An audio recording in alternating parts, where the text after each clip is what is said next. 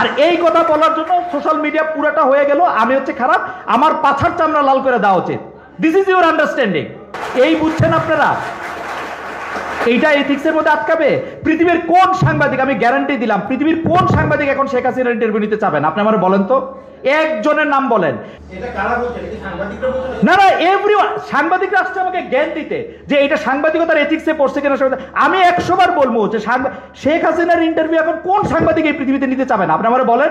গতকাল বলছি যে যদি মানে জার্নালিজমের এথিক্সের জায়গায় জার্নালিজম সবসময় যে জিনিসটারে সবচেয়ে মাথায় রাখে সেটা হচ্ছে পাবলিক ইন্টারেস্ট। এখন পাবলিক ইন্টারেস্ট কি জানিয়া জনগণের আগ্রহ আছে। এখন জনগণের আগ্রহের ক্ষেত্রে এইটার আরেকটা স্কুল আরেকটা কথা বলতেছে যে সাবেক প্রধানমন্ত্রী উনি যেহেতু নারী হত্যা, শিশু হত্যা, নারী হত্যা, মানুষ হত্যা এগুলি অনেক কিছুর সাথে জড়িত ছিলেন, এইটা কি তাকে নর্মালাইজেশন করবে কিনা?